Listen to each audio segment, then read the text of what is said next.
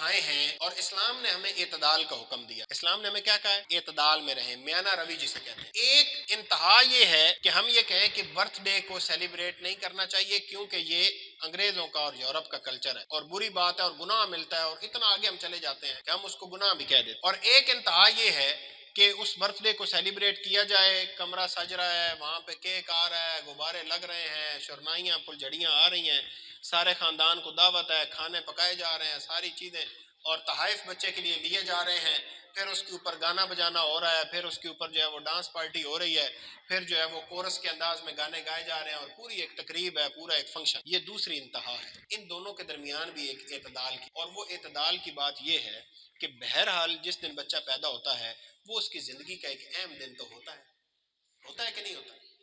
آپ کی زندگی کا بھی اہم دن ہوتا ہے. اس دن آپ امی بنی، اس دن وہ ابو بنے، دوسری دفعہ، تیسری دفعہ، پانچویں دفعہ، 10ویں دفعہ، جتنی دفعہ بھی، لیکن اس دن اس نے آپ کو ابو اور امی بنایا ہے. یہ اعتدال کی بات ہے. بہرحال یہ اہم بات تو ہے، اہم دن تو یہ ہے. اب اس اہم دن کو ہم نے بچے کی تربیت کے لیے اس طرح سے استعمال کرنا ہے کہ نہ تو ہم بالکل ایک سمت میں چلے جائیں کہ اس کو کریں ہی نہ، اور نہ بالکل دوسرے نکڑ پہ چلے جائیں کہ ہم سارے جو ہے وہ جن کاموں سے اسلام نے منع کیا ہے، غلط کام ہے، ان کے اندر پڑ جائیں. آپ اعتدال میں رہیں.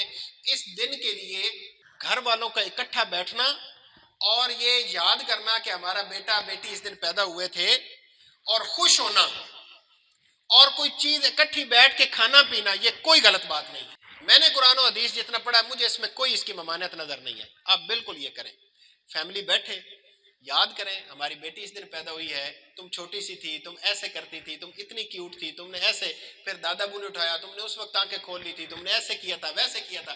باتیں یاد کریں. اس دن گھر میں کچھ چیز بن سکتی ہے تو بنائیں، ورنہ بازار میں بھی جو کیک ہے وہ کافر کیک نہیں ہے، وہ مسلمان کیک ہی ہے. اس کو اگر آپ منگا لیں گے تو کوئی اس سے پریشانی نہیں ہوگی، کوئی پرابلم نہیں ہے. اور آپ اگر اس کو ہیپی برتھ ڈے بھی کہہ دیں گے تو اس سے بھی کوئی ایک کفر کا کلمہ نہیں ہے. آپ اگر اس کو کہہ دیں کہ اللہ تعالیٰ تمہارے زندگی میں برکت عطا فرمائے، تمہارے آنے سے ہمارے گھر میں خوشیاں آئی ہیں، تمہیں دیکھ کے میں خوش ہوتی ہوں، یہ دن میرے لیے بڑا اہم ہے کہ تم جیسی اچھی بیٹی، تم جیسا اچھا بیٹا میری زندگی میں آیا تھا، میں بڑی خوش ہوں، اللہ تعالیٰ کا میں شکر ادا کرتی ہوں. اس میں کیا برائی، کیا غلطی ہے؟ اس میں کوئی پرابلم نہیں ہے. تو یہ جو باتیں ہیں جو ہم نے اپنے پاس سے اپنے اوپر پابندیاں لگا لی ہیں، جو اللہ اور اس کے رسول نے نہیں لگائیں، وہ پابندیاں اپنے اوپر نہ لگائیں. لیکن یہ ہے کہ اس انتہا پہ بھی نہ جائے کہ جو غلط چیز ہے. تحفہ دینا بھی کوئی غلط بات نہیں ہے، اکٹھے بیٹھنا بھی کوئی غلط بات نہیں ہے، کیک کھانا بھی کوئی غلط بات نہیں ہے، ہیپی برتھ ڈے کہہ دینا بھی کوئی غلط بات نہیں ہے. ان میں سے کوئی غلط بات نہیں ہے. لیکن اس میں ان باتوں کو شامل، اسراف نہ کریں. اتنا نہ ہو کہ گھر میں ہیپی برتھ ڈے ہو رہی ہے کسی بچے کی اور جو ہے وہ اس کے اوپر ہزاروں روپے خرچ ہو رہا ہے. یہ اسراف ہے، یہ غلط ہے. ایسا بھی نہ ہو کہ کیک منگاؤ تو سارا آپ ہی چٹ کر بن جو آس پاس نکال دو. یہ بھی غلط بات ہے. اگر کوئی چیز گھر میں آپ نے منگائی ہے، کوئی کھانا بنایا، آس پاس بھی بھیجو، نے بتایا ہمارے بیٹے کی سالگرہ ہے، کوئی غلط بات نہیں ہے. اور اس موقع پہ اگر آپ یہ کر لیں کہ گھر میں کوئی بندہ یہ تیاری کر لے کہ وہ آیتیں یاد کر لے جو رحمان کے بندوں والی ہیں، کہ رحمان کے بندے کون سے ہیں، وہ آیتیں پڑھ کے سب کو سنائے اور ترجمہ سنائے کہ اللہ کے بندے وہ ہیں جو آرام سے بات کرتے ہیں، جو نیچی نگاہیں رکھتے ہیں، جو آرام سے زمین پر چلتے ہیں، جو دوسروں کے لیے بھلائی چاہتے ہیں.